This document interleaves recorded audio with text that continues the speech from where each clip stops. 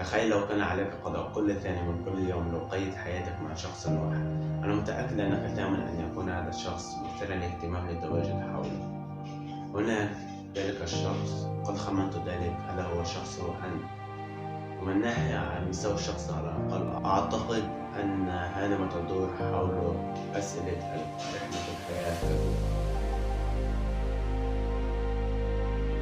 لقد قابلنا جميعا أشخاصا يلفتون انتباهنا بطريقة ما، الذين يحتفظون بها والتحدث معهم أو التواجد معهم أمر مثير للاهتمام لحد ما. لقد انسحبنا نحن فضوليين. لقد قابلنا جميعا أيضا أشخاصا جعلونا عندي خرافا نشاطا.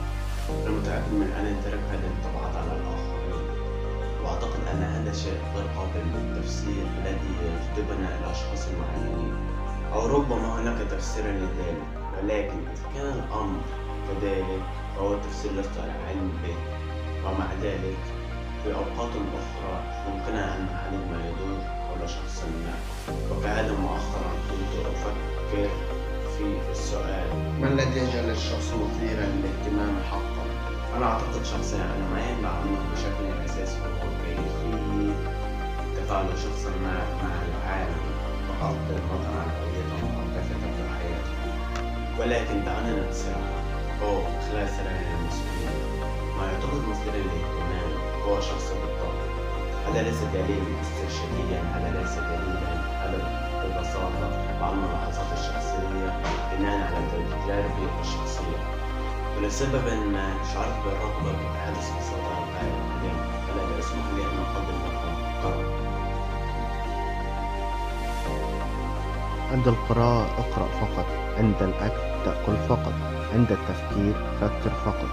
قال سيونغ شاهين: من المستحيل أن أقول ذلك بشكل صحيح. أحب أن أفكر في الوجود على أنه لم، عندما لا نكون حاضرين نكون غير مشبعين. الحياة غير مشبعة، في حين أن الوجود يبرز اللام ويجعل الحياة أكثر إشراقا، وتصبح تجاربنا أكثر ثراء، وتصبح تفاعلاتنا أكثر ثراء، وتصبح حياتنا بأكملها بشكل أساسي أكثر ثراء. كرم بالكامل هناك في كل تفاعل لديه، ولكن أيضا مع نفسه في الحياة اليومية. أنه قادر على المشاركة الكاملة مع ما يفعله، ومهما كان ما يفعله يشارك كلما اكتشف حياته، ويمكنك أن تشعر بها عندما تتحدث معه بالطريقة التي تخبرك بها أسئلته. إنه كان يستمتع وصفه لأشياء يجعلك تشعر وكأنك كنت هناك، يشير إلى تفاصيل لم تلاحظها حتى الآن. ماذا يعني أن تكون حاضرا؟ الوجود يعني ببساطة الانتباه. إذ كنت تجري محادثة مع شخص ما، فاستولي اهتمامك الكامل لذلك الشخص وما يقوله وما تقوله. لا تفكر فيما تناولته على الأشياء اللاحقة. عدم النظر إلى كل شخص يمشي بجوارك.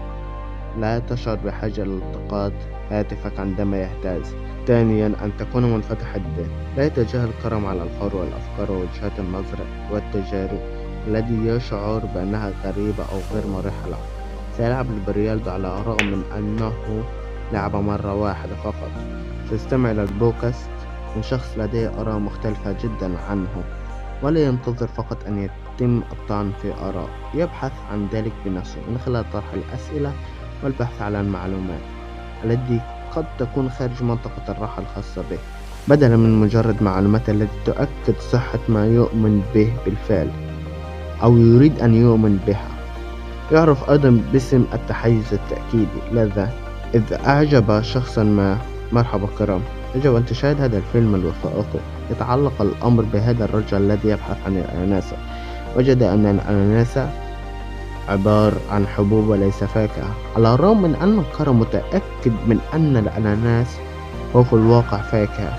ومن المحتمل أنه سيظل منفتحا على الفكرة أنه من يدري، ربما هناك علم جديد يوضح أن الأناناس في الواقع ليس كما كنا نعتقد الآن. هذا لا يعني أنه رجل يتعاطف مع كل فكرة أو معتقد. لديه بعض المعتقدات والقيم الخاصة به، ولكنه يدرك أنه من بين 7 مليار شخص في العالم أنه الشخص الذي اكتشف كل ذلك.